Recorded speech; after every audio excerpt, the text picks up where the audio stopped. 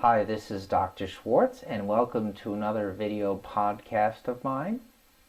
Today we're going to talk a little bit about what most practitioners would consider the foundation of non-pharmacological stress management. And that would be what I would consider breathing basics. Now, non-pharmacological stress reduction. In this case, not only is it non-pharmacological, meaning there's no medication involved, no Xanax, no things that you take orally or any other way to reduce the physiological response. So here, we're using breathing to reduce the fight or flight response and encourage the parasympathetic nervous system, or the relaxation part of your nervous system. The breathing type that I use is the diaphragmatic belly breath or singer's breath. You can call it either one.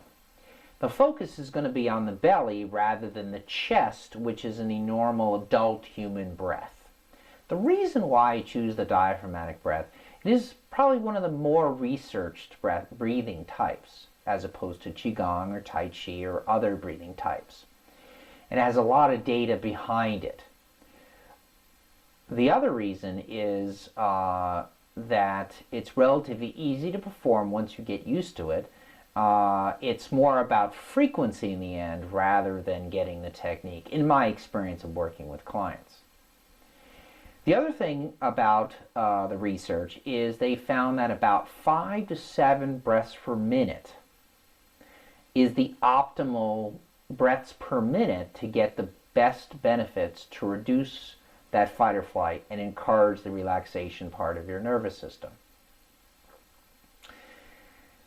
The other is frequency. So we have the type of the breathing, we have breaths per minute, which is about 5 to 7, and how often you do it.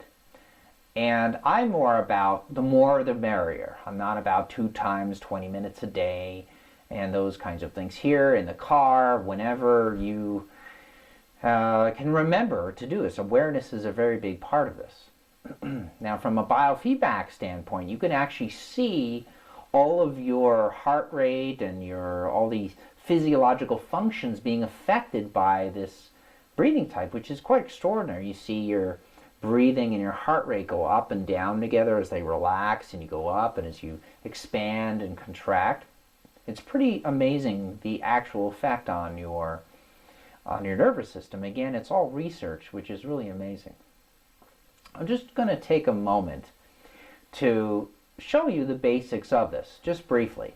Now, most human adults have a chest breath. So when you think of take a deep breath, you're going to go, and the belly comes in, the chest expands. What we're going to be doing is exactly the opposite of that, interestingly enough.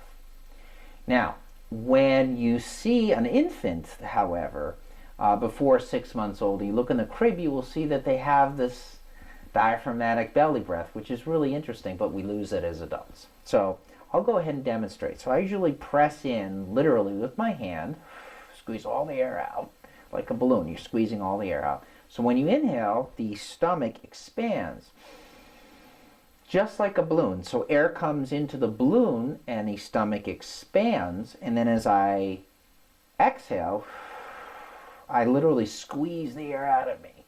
So it's only one part. So just the belly is involved, not even the chest. It's called a one-part breath. A yoga breath sometimes is a 2-part breath. It might be expanding as you inhale, just like the balloon, but then you have another chest part into it. Here it's just a 1-part breath. Again, the reason why I use it is because it's most empirically supported, meaning that there's a lot of data and research behind it. That's why I use it. Just to summarize about the technique is, 1, it's the type.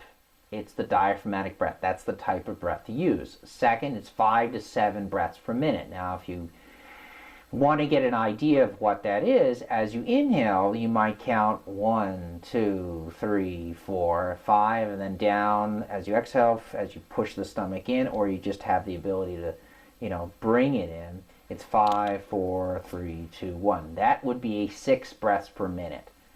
meaning it's right between 5 and 7. Now, I don't want you to get caught up with breathing. I'm more interested in a slow, deep breath.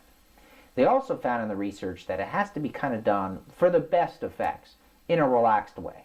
But of course, when you're stressed out and you're driving and this and that, usually it's not the case, but it's more about remembering to do this. But if you can have it a slow 5 to 7, you'll get some benefits out of it. It's quite amazing. People ask me again, do I use the nose or the mouth? I tend to go in through the nose and then out through the mouth. And that's how I do it. I really don't care which way you do it. It's effective either way. It's your comfort level. Now, that pretty much sums up the breathing basics. Again, I'm not talking about thoughts, behaviors, and emotions regarding stress management. I'm just talking about the physical reduction of sympathetic or fight or flight activity just by using a diaphragmatic breath at 5 to 7 breaths per minute roughly in a relaxed way. And that concludes my little talk on breathing basics. Of course, if you do have any questions, please don't hesitate to contact me. And again, this has been Dr. Schwartz, and thank you. Bye-bye.